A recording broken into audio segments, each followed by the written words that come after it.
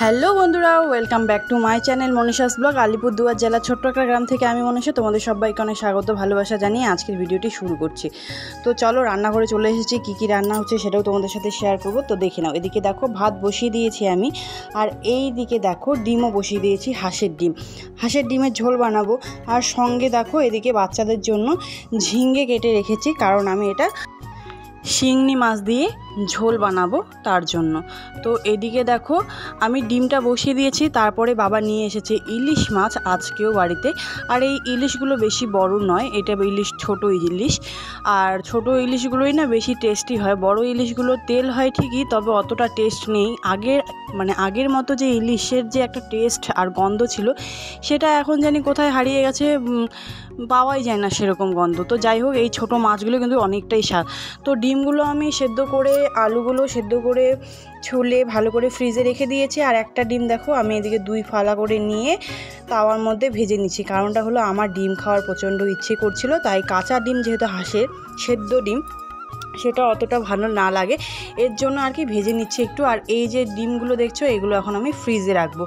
তো চলো তাড়াতাড়ি এগুলো ফ্রিজে রাখি, এগুলো রাতে খাওয়া হবে। আর এদিকে দেখো আদা লঙ্কা সব একদম জলের মধ্যে ধুয়ে রেখে দিয়েছি, কারণ সেটা আমি ইলিশের আজকে ভাপা বানাবো।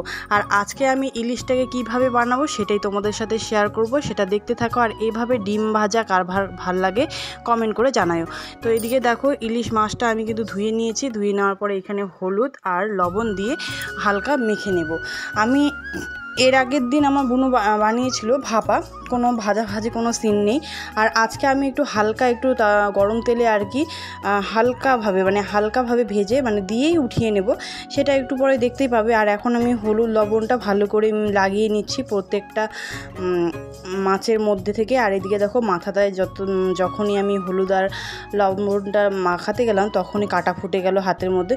তো যাই হোক, কোনো ব্যাপার না, এরকম হয়। ঘূর্ণি মানুষ রাঁধুনি মানুষ যাকে বলে, আমাদের দেশিতে একটা ভাষা আছে যে ঘূর্ণি মানুষের কী হয় হোক, শাক সবজি স্বাদ হলে কথা। তো সেরকমই। তো এইদিকে দেখো, এদিকে আমি কিন্তু একদম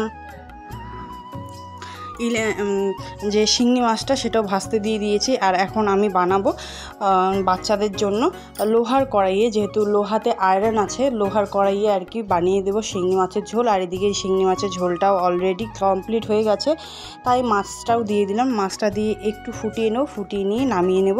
আর বাচ্চাদের হয়ে গেল শিঙি মাছের ঝোল। আমি এর নেক্সটে তোমাদের শিঙি মাছের ঝোল কীভাবে রান্না করি সেটাই দেখাবো বাচ্চাদের জন্য, খুব হেলদিভাবে। আর এদিকে দেখো কড়াইয়ে দিয়ে দিয়েছি পরিমাণ মতো তেল।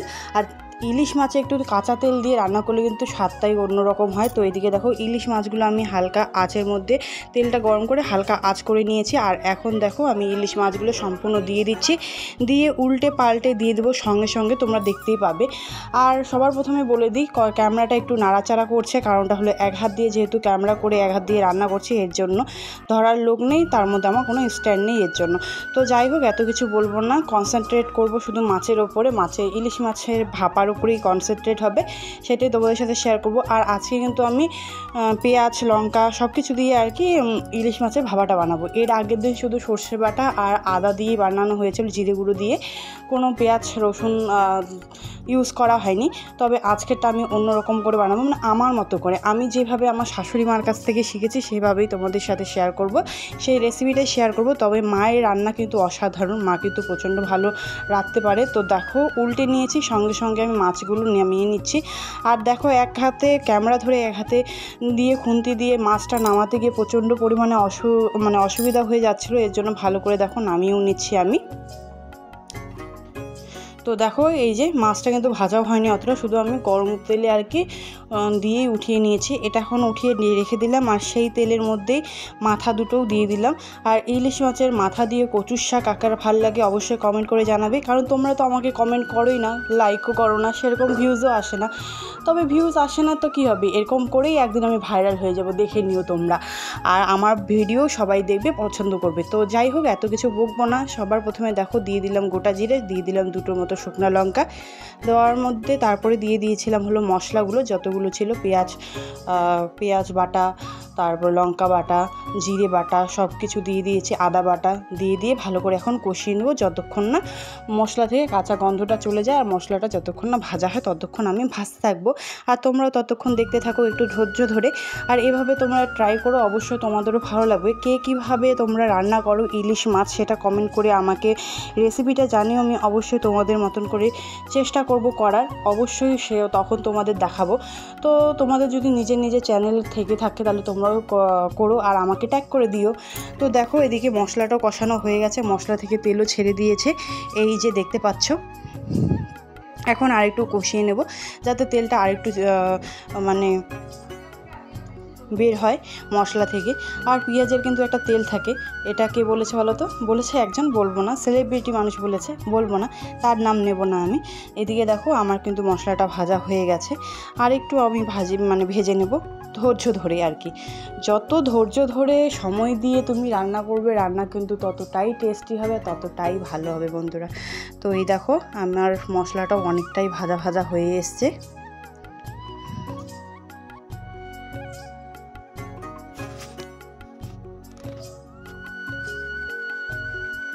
তো দেখো এমন ভাজা হয়ে এসছে যে নিচের মধ্যে কড়াইয়ে লেগে যাচ্ছে, বারবার লেগে যাচ্ছে। আর তোমরা যদি নিজের চোখে না দেখতে সামনাসামনি তাহলে বুঝতে পারতে না, মশলাগুলো ফুটছে আর কি, ভাজা হয়ে গেছে যেহেতু সেই জন্য ফুটাফুটি করছে।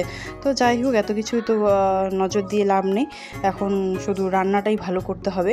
আর আমি চাই যে ইলিশ মাছটা যাতে টেস্ট হয় আর কি, আর ছোটো ইলিশ তো এমনিতেও টেস্ট হয়। তো যাই হোক, আমি যে সর্ষে বাটাটা রেখে দিয়েছি শিলনোড়াতে, সেই বাটাটা আমি দিয়ে দিলাম এখানে, দিয়ে ভালো করে নাড়িয়ে দিয়ে দেবো জল।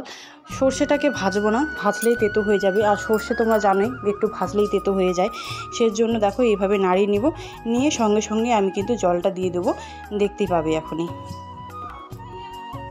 তো দেখতেই পেলে এই যে আমি জলটা দিয়ে দিচ্ছি, ওই যে সর্ষে বাটার যে বাটিটা ছিল সেটাই আমি ধুয়ে জলটা পরিমাণ মতো দিয়ে দিলাম।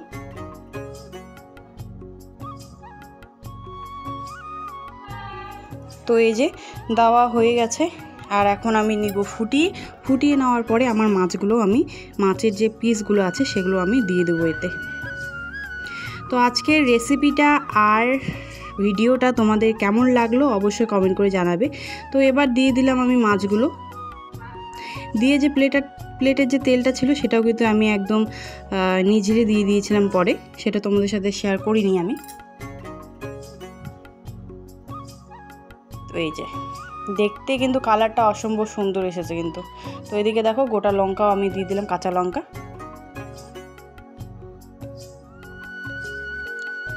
তো এখন আমি দিয়ে দেবো ঢেকে, ইলিশ মাছটা সেদ্ধ হয়ে যাওয়ার জন্য, না দিলেও হতো তবে আমি দিলাম। ঢাকাটা পরে উঠিয়ে নিয়েছি, উঠিয়ে নেওয়ার পরে দেখো মাছটা অনেকটা হয়ে এসছে, এখন আমি নেব নামিয়ে। তো এই যে হলো আমার ইলিশ ভাপাটা তোমাদের কেমন লাগলো অবশ্যই কমেন্ট করে জানাবে। তোমাদের এক একটা কমেন্ট আমাকে অনেকটাই অনুপ্রাণিত করে আর অনেকটাই সাহস যোগায় বা উৎসাহিত করে। তো চলো বন্ধুরা, আজকের ভিডিওটা এখান থেকে টাটা পাবে, সবাই ভালো থেকো, সুস্থ থেকো।